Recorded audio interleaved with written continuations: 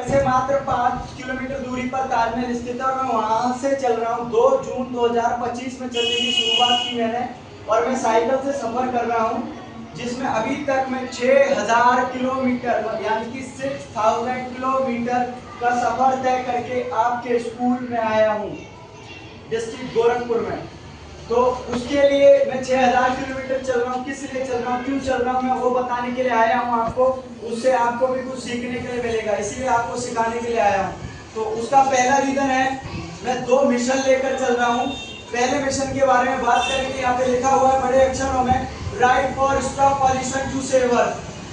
ठीक है, तो इसका मतलब है हम अपने पर्यावरण प्रदूषण को कैसे, मतलब प्रदूषण को कैसे खत्म करें, पर्यावरण को कैसे बचाएं। तो मैं बताना चाहूंगा कि आजकल की जो जनरेशन के बच्चे अभी तो छोटे हैं, आपके बड़े भाई बहन जो बाइक स्कूटी उस पर सफर तय करते हैं, मतलब दूर छोटी छोटी दूरी पर बाजार, सब्जी मंडी, राशन वगैरह जो भी लेने के लिए जाते हैं, वो छोटी छोटी सी दूरी के लिए वो बाइक और गाड़ी का इस्तेमाल करते हैं। तो आप तो नहीं चलाने जानते, लेकिन आप उन लोगों को समझाइए कि वो चलाने से हमारे जीवन पर, हमारे लाइफ पर क्या इफेक्ट पड़ता है, वो आपको बताने के लिए आया हूं मैं। तो मैं बताना चाहूंगा कि पहले नुकसान की बात करेंगे कि बाइक चलाने से, हमारी बाइक स्कूटी चलाने से हमारे लाइफ और जीवन में क्या असर पड़ता है, क्या नुकसान पड़ता है।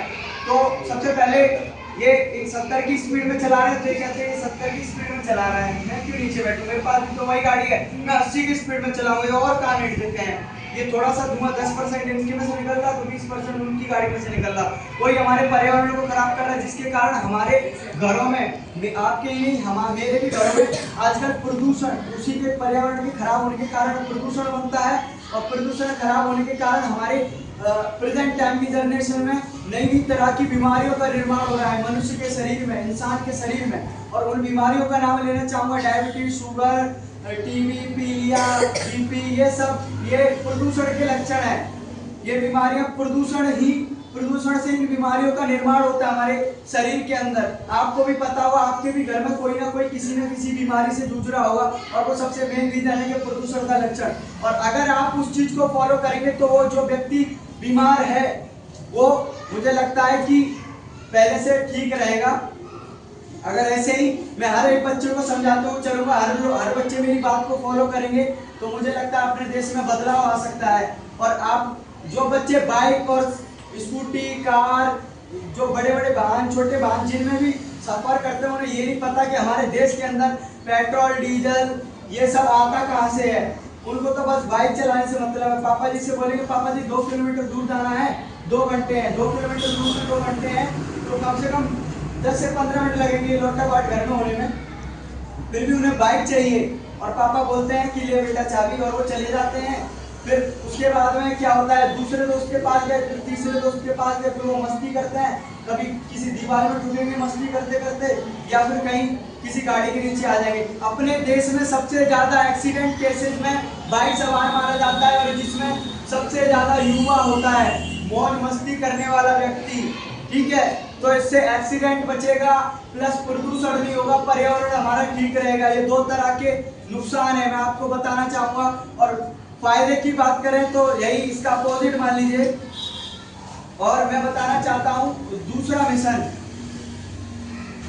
है मेरा, right dedicate for disable people, यानी कि मैं 55% डिसेबल हूँ, विकलांग हूँ, दिव्यांग हूँ, समझते हैं। कॉपी पेन देना बेटा एक मुझे, एक देखो पीछे का पेज चाहिए बस। देखो मैं भी 2022 में 12th पास आउट हूँ यूपी बोर्ड से, और अभी प्रेजेंट टाइम में गवर्नमेंट कॉलेज से आईटीआई स्टूडेंट हूँ, वो ड्रॉप करके मैं ये टूर के लिए निकला हूँ। तो मैं आपको लिख के दिखाना चाहूंगा अपना नाम।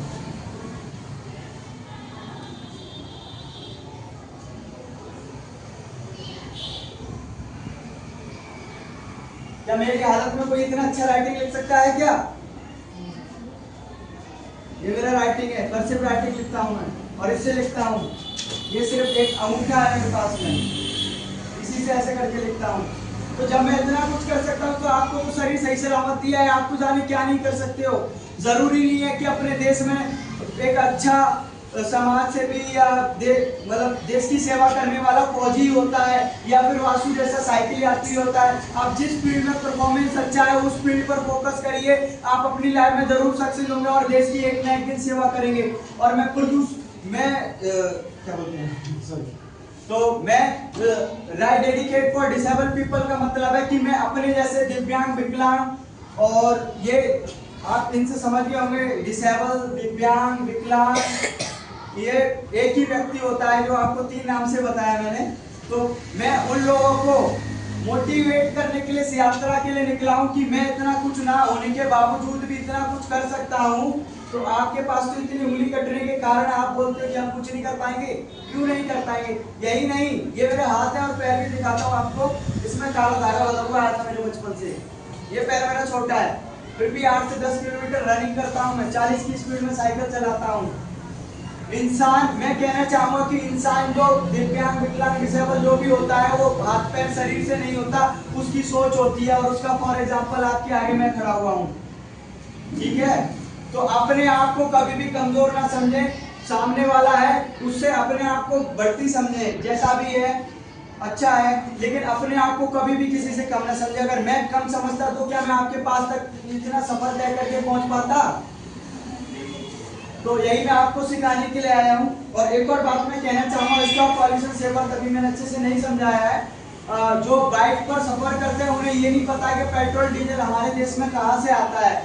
पेट्रोल डीजल हमारे देश में विदेश से आता है। जैसे विदेश हमारे देश में से विदेश में गेहूं चावल का लेन देन होता है, वैसे ही पेट्रोल डीजल के हमारा देश दूसरे देशों से लेन देन करता है, जिसका नाम है इराक, ईरान। सबसे ज्यादा इराक से होता है।